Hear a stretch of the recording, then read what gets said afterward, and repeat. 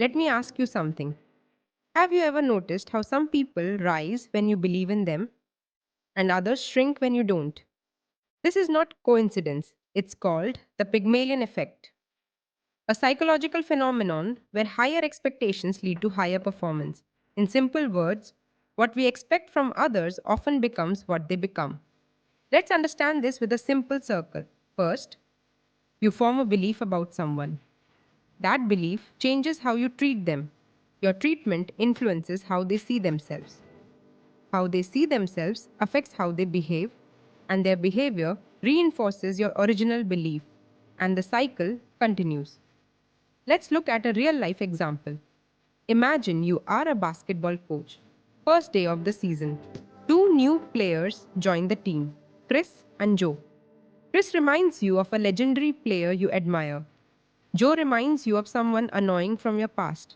Without realizing it, you start expecting more from Chris and less from Joe. Now, watch what happens. When Chris enters the court, you smile, you encourage him, you give detailed feedback, you ask him to stay an extra hour to practice. If he makes a mistake, you patiently guide him. When Joe enters, you barely notice. If he scores, you say, "Good job," and move on. If he makes a mistake, you feel irritated. You don't invest extra time in his improvement. Now, something powerful happens. Chris starts feeling valued. He thinks, "Coach believes in me." His confidence grows. Joe starts feeling invisible. He thinks, "Maybe I'm not that good." His confidence drops. Soon, Chris trains harder, never misses practice, gives 100% in games. Joe becomes less motivated, misses sessions, stops pushing himself. By the end of the season, Chris has improved dramatically.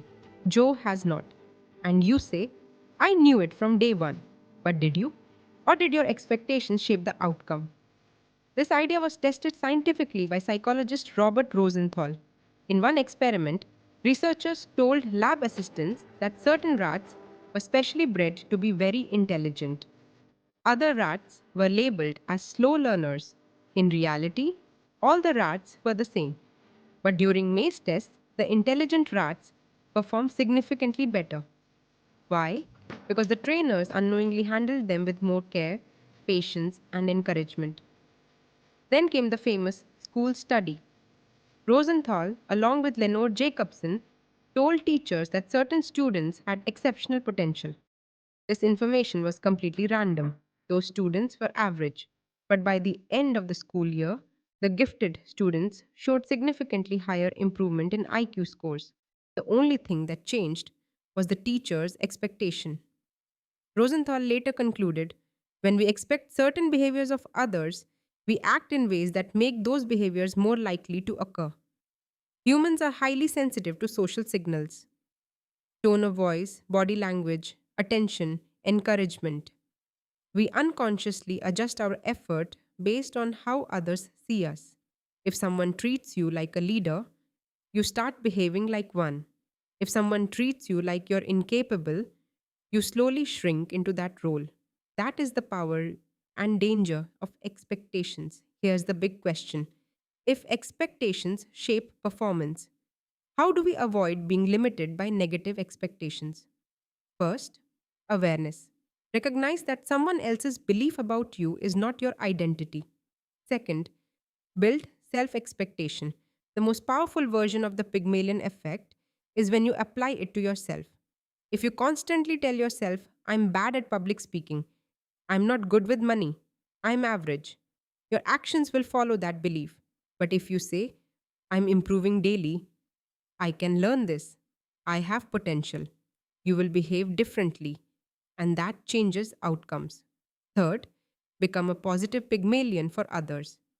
As a parent, as a teacher, as a manager, as a friend, your expectations can elevate someone or silently suppress them.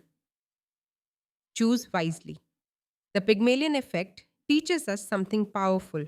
We rise or fall to the expectations around us, but the strongest expectation should always come from within. So, next time you see someone struggling, ask yourself, "Am I limiting them with my belief?" And when you struggle, ask, "Am I limiting myself?" Because belief is not just a thought, it is a force. If you found this explanation helpful, like this video, share it with someone who needs encouragement, and subscribe for more simple explanations of powerful psychological ideas. See you in the next one.